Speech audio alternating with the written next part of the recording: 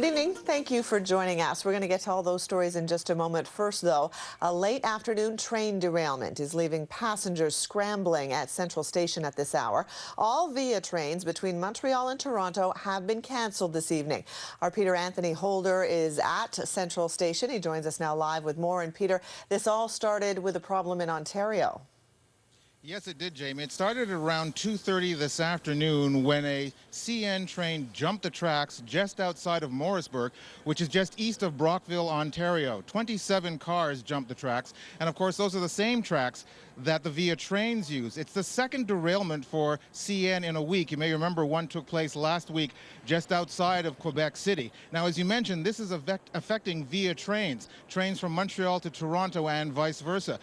Passengers who are leaving from Montreal, they now have to take a train from Montreal to Ottawa and then take a train from Ottawa to Toronto. As a result, for instance, the 5 o'clock train that was supposed to leave earlier, those passengers won't get in till at least 2 a.m. in Toronto. We spoke to a couple of businessmen earlier who were catching that train, and needless to say, they were understanding but not too happy.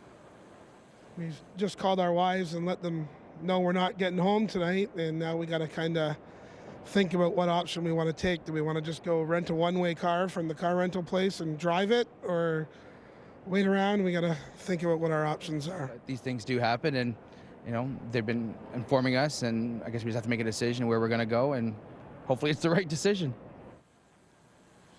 Now, that first guy you heard, he was actually in a hurry to get home because at home his wife has an 18-month-old baby, and she's also 6 months pregnant, so he was a little anxious to be home with her.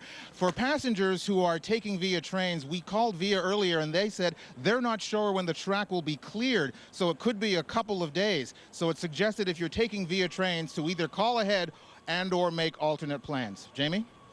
All right. Thanks for that good advice. That's Peter Anthony Holder at Central Station tonight. Well, of course, besides the Olympics last Sunday, it's about as exciting as it gets for hockey fans in midwinter. Today was the trade deadline in the NHL, and the Habs made a move you may want to know about.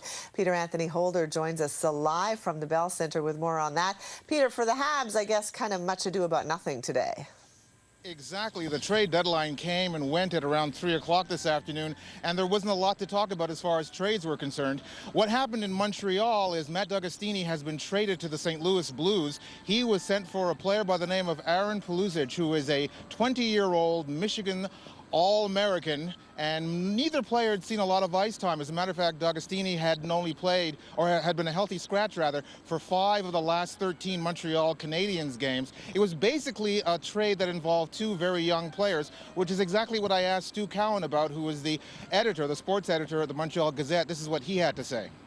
It's probably similar to the Latendresse trade where Pouliot came here, and I guess it's 2 young players, and they're hoping that maybe a change of scenery will help both of them. Maybe D'Agostini will go there and react the same way Latendresse did when he went to Minnesota. I think it's a case of young players who both needed to sort of change the scenery. And now, when we all woke up today, the trade we were expecting to hear about would be involving one of the 2 goaltenders, either Price or Halak. That didn't take place. And Stu Cowan also has a theory as to why that didn't happen. Here's a clip. Pierre Gauthier said that he's going to need both goalies if they're going to try and make the playoffs this year. But I can't see both goalies being back next season. I think this is a case of them keeping Halak and Price to push towards hopefully make the playoffs. And then during the offseason, they'll make a decision on which way they're going to go with the goaltending. So basically what we have here are 2 hockey players, 2 young players getting a change of scenery, and the salary cap had something to do with it as well. You can't make a lot of big changes when you have the salary cap. We're talking about D'Agostini, a player who made $500,000. He's a minimum wage player. And Jamie, when did you ever think you'd hear minimum wage and $500,000 in the same sentence? I'd like that minimum wage. That'd work for me. Thanks for that, Peter. It's Peter Anthony Holder live for us at the Bell Centre tonight. Canada's Governor-General is making a personal pilgrimage to Haiti this week. Michaëlle Jean arrived in the devastated country where she was born today, with Montreal's mayor by her side. Peter Anthony Holder joins us now with more. And Peter, Jean visibly moved by what she saw today. Absolutely, Jamie. It was quite clear from the expression on the Governor-General's face that all the reports and pictures we've seen of the devastation in Haiti from the January earthquake are just the tip of the iceberg. The Governor-General had been in her native country just last year after hurricanes had ripped through the country, but this was completely different.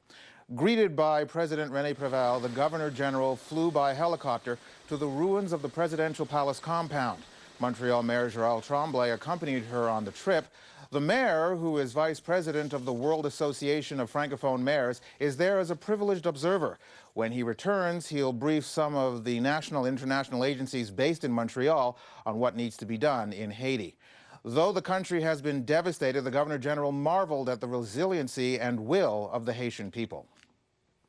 What I see is people really trying to overcome that incredible ordeal. I was amazed to see how many people were on the streets.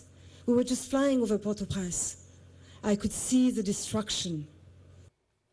The Governor General also talked about the important role the women of Haiti will play in the rebirth of the country on this International Women's Day. And today is International Women's Day, and we know how courageous the women are here. We know that. I think that their perspectives are going to be very crucial to Haiti's reconstruction. And Jamie, tomorrow the Governor General will travel to Jacmel, which is a seaside town that her mother's family is from. I'm sure it'll be an emotional experience for her. Thanks for that, Peter Anthony Holder reporting for us tonight.